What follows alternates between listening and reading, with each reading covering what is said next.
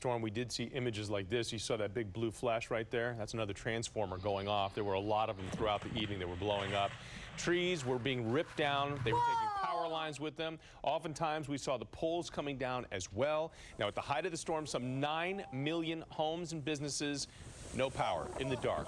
And now armies of power crews are heading into the aftermath to begin repairing or even rebuilding the electrical grid. And oftentimes, that's what it's going to take.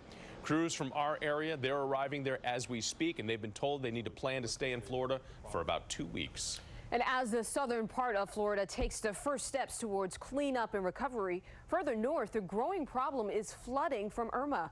And it's a problem that's extending well into the Carolinas. Stormwatch 7 Chief Meteorologist Doug Hale tracking Irma tonight. Doug? Hey, Michelle, and even at this hour, a flash flood emergency has been declared in Charleston, South Carolina, downtown areas. That continues to late 15.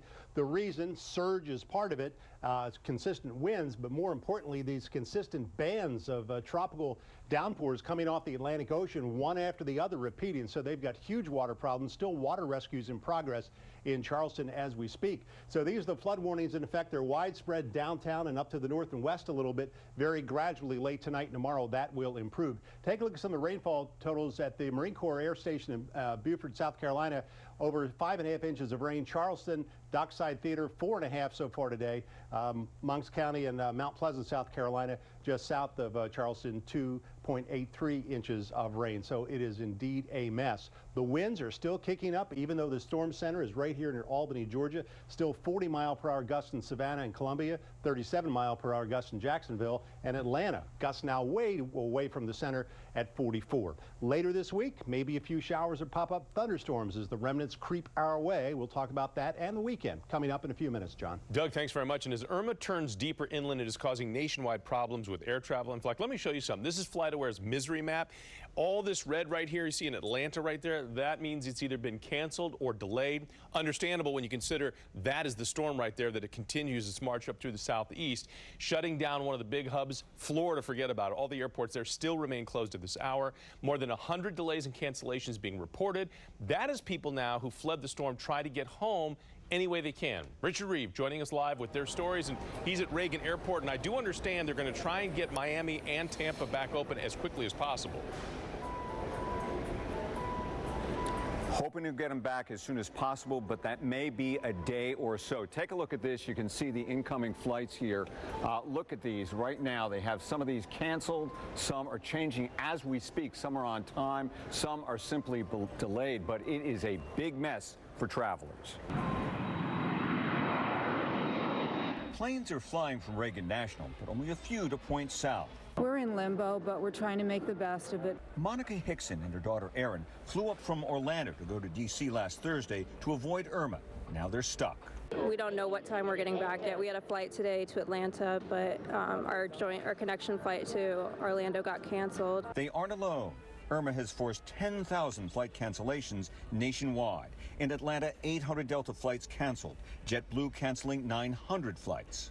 It's a mess for everybody involved. There's nothing you can do about it. At this Dale City rest stop, members of this Atlanta-based car racing team hoped to fly home. Instead, they're driving. I know there's a lot of people who are trying to get back down to the southeast, but the flights have all been canceled. And then there's retired Army veteran William Adams. Badly injured in leg and back, he fled Florida Thursday with his service dog Trina, staying with family in Maryland. A lot of houses are leveled. There's lots of flooding. Typical hurricane. Now he's going back to his home, this home in Cape Coral near Fort Myers. Windows gone and some walls as well. It was hard to keep the tears back because of all my friends that were there and just seeing all the destruction. As long as there's something to go back to, a foundation is all you need to start over.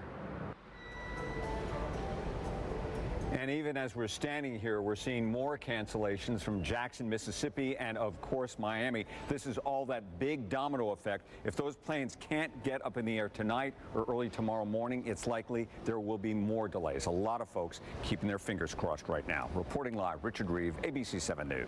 All right, Rich, thanks. And before Irma hit the U.S. mainland, the hurricane killed at least 36 people in the Caribbean. Let's not lose sight of that.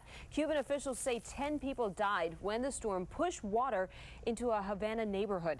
The extent of the damage varies depending on the island, but across the Caribbean, there are shortages of food, water, and medicine. U.S., British, and French militaries are helping in recovery operations.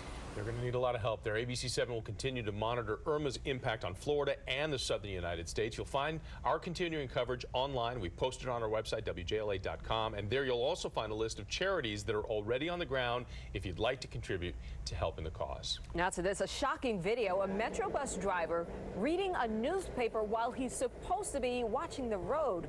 Ahead, Metro's response. And a house explodes, shattering windows a block away, but there is one thing that has investigators very puzzled tonight. Tracking Irma. Stay with Stormwatch 7 for continuing coverage. Good Morning Washington, your go-to